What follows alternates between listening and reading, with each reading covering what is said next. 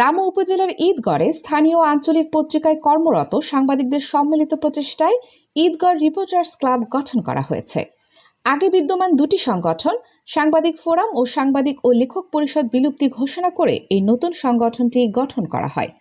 শনিবার 1 নভেম্বর সকাল 11টায় ঈদগড় AM বিদ্যালয়ের মিলনায়তনে অনুষ্ঠিত সাধারণ সভায় সদস্যদের প্রত্যক্ষ ভোটে 11 সদস্য বিশিষ্ট কার্যনির্বাহী কমিটি নির্বাচিত হয়। নবগঠিত কমিটিতে সভাপতি হয়েছেন সাংবাদিক জহির খন্দকার, সাধারণ সম্পাদক কামাল শিশির এবং সাংগঠনিক সম্পাদক হামিদুল হক।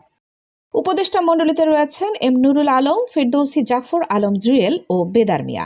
অন্যান্য পদে রয়েছেন সহসভাপতি জাফর ইকবাল ও শাহজাহান মনির, যুগ্ম সম্পাদক আবুল কাশেম, সমাজ কল্যাণ ও দপ্তর সম্পাদক মিজানুর রহমান, প্রচার সম্পাদক আবদুল্লাহ আলভি এবং ক্রীড়া ও সাংস্কৃতিক সম্পাদক কপিল উদ্দিন বাবলু।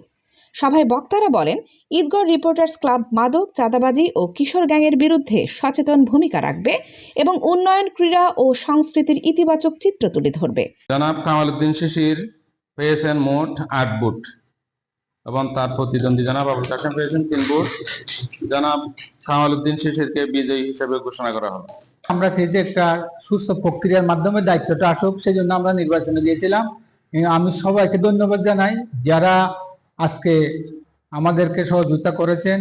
সবাই আন্তরিকভাবে সহযোগিতা করেছেন বলে আমরা আজকে ইনশাআল্লাহ একটা সুন্দর কমিটি এবং সুন্দর একটা সংগঠন করতে পেরেছি। আমি সকলকে ঐক্যবদ্ধভাবে থেকে আমাদেরকে সার্বিক সহযোগিতা দিয়ে এই রিপোর্টার্স ক্লাবের সার্বিক কার্যক্রমে এগিয়ে নিয়ে যাওয়ার জন্য সহযোগিতা কামনা করছি। আমি আশা করব সবাই আমরা মিলেমিশে কাজ করে যাব।